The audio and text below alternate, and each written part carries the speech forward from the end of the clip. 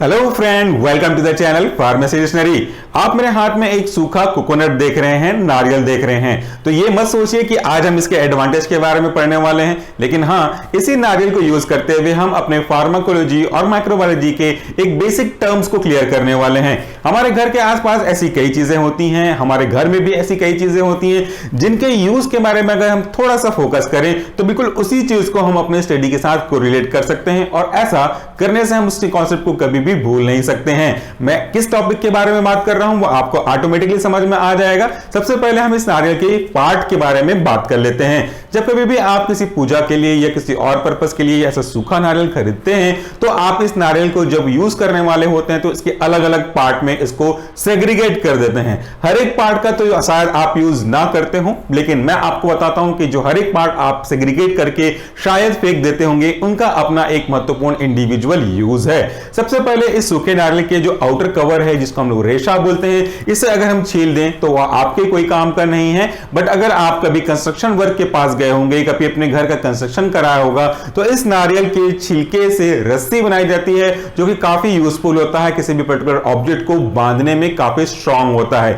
इस रस्सी के नीचे, इस बूच के नीचे जो एक और हार्ड पार्ट होता है जिसको हम ब्रेक करते हैं, और उस ब्रेक करने के बाद उसे हम फेंक देते हैं। इसको बर्न करने के बाद एक्टिवेटेड चारकोल बनाया जाता है, जिसका यूज एज ए एंटीडोट या यूं कहूं ये as a universal antidote use होता है किसी भी पॉइजन के एब्जॉर्प्शन को रोकने के लिए, और इसका जो प्रिंसिपल होता है वो एडजॉर्प्शन होता है। तो सेकंड पार्ट का भी यूज हमने देख लिया। अंदर उसके पार्ट में आते हैं एक पर्टिकुलर गिरी पार्ट जिसे हम लोग यूज करते हैं, खाने में व्हाइट कलर का होता है।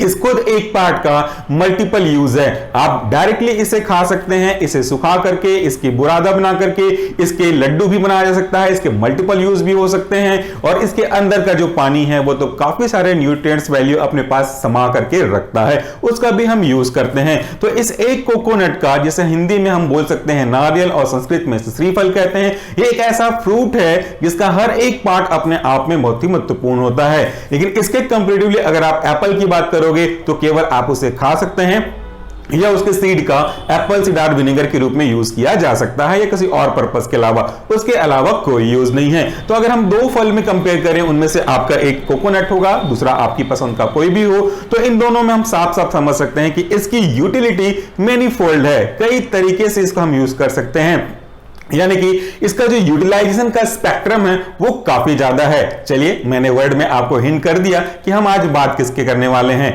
फार्माकोलॉजी के अंदर हम पढ़ते हैं सबसे महत्वपूर्ण टॉपिक में से एक, जो है आपका कीमोथेरेपी।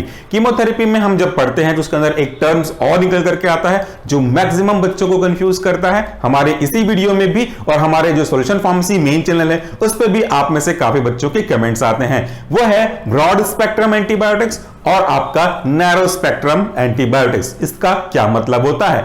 नैरो और ब्रॉड अपने आप में कन्वर्जनल वर्ड है, यानी कि इंग्लिश टू हिंदी करना है हम लोग को। तो नैरो का मतलब होता है सकरा, छोटा, और ब्रॉड का मतलब होता है चौड़ा, और स्पेक्ट्रम का मतलब होता है उसकी utility in response to different types of microorganism, not different numbers of microorganism बल्कि डिफरेंट टाइप्स ऑफ माइक्रोऑर्गेनिज्म, यानी कि कोई सा एंटीबायोटिक कितने तरीके के बैक्टीरिया से उत्पन्न हुए डिजीज को रोकने में, क्योर करने में मदद कर सकता है। सो नैरो स्पेक्ट्रम एंटीबायोटिक हार्डली दो या दो से थोड़ा बहुत आगे अगर बात करें तो तीन तरीके के, जस्ट फॉर एग्जांपल की मैं बात कर रहा हूं, तीन तरीके के बैक्टीरिया के द्वारा कॉज होने वाले प्रॉब्लम को ठीक करके आपको हेल्दी रख सकता है। जबकि अगर हम बात करते हैं ब्रॉड स्पेक्ट्रम एंटीबायोटिक्स की, तो नाम से समझ में आ रहा है कि उसके कई सारे यूज हो सकते हैं डिफरेंट टाइप्स ऑफ माइक्रोऑर्गेनिज्म के द्वारा कॉज किए गए डिजीज को मैनेज या कंट्रोल करने में।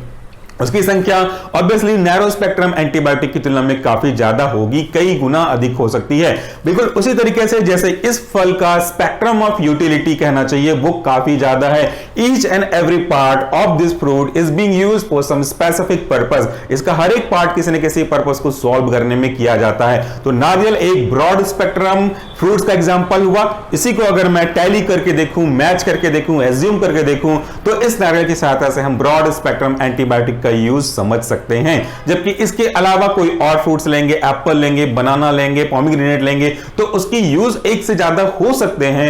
बट अगर आप कंपेयर करेंगे each and every individual part of that particular fruits with this coconut, तो उसकी यूटिलिटी ऑब्वियसली इससे तो कम ही होगी। तो इस तरीके से हमने सिंपल से घर में रखे हुए फ्रूट्स का या कोई भी यूटेंसिल्स का यूज करके उस कॉन्सेप्ट को अपने स्टडी में ऐड किया। जब कभी भी आपके पास ब्रॉड स्पेक्ट्रम, नैरो स्पेक्ट्रम का डेफिनेशन पूछा जाएगा या सवाल आएगा, तो आप तुरंत इस नारियल को याद कर सकते हैं और इसके अकॉर्डिंगली अपने आंसर को जस्टिफाई कर सकते हैं। So friend, that's all for the day. Thank you so much for watching this video.